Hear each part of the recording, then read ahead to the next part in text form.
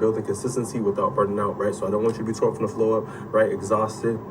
And I realized, and I was telling people too, is that when you're burned out, right, it could take time to find yourself again. It could take you time to get back to the get back. It could take you time to recover, right? So I really want us to take in consideration and have this awareness and proactively, have these conversations, because we got to be able to maintain and keep ourselves at a neutral state, right? So burnout isn't a discipline issue. It's an overload signal, right? So we got to know when enough's enough.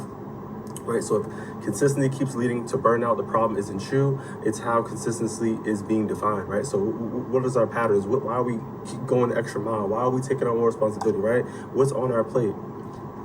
Isn't it enough, right? We got to ask ourselves these questions, right? So I want us to disrupt the hustle culture and really open up space for a new approach, perhaps, right? So we got to be able to look into a new technique or a new way, a new skill. Right? How can we make a better change? How can we make a better difference in regards to our situation? Because our health matters, our mental health matters as well.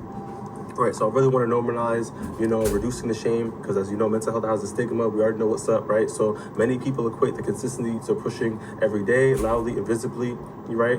And they ignore their mental health, their exhaustion, and even their nervous system capacity.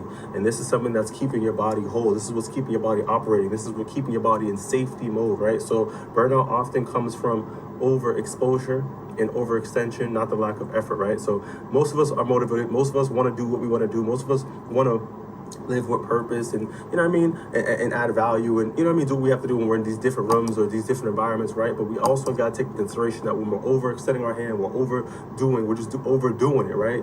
We're going to have some repercussions for it. Right, so I really want us to release the shame, or release the peer pressure to overperform, right?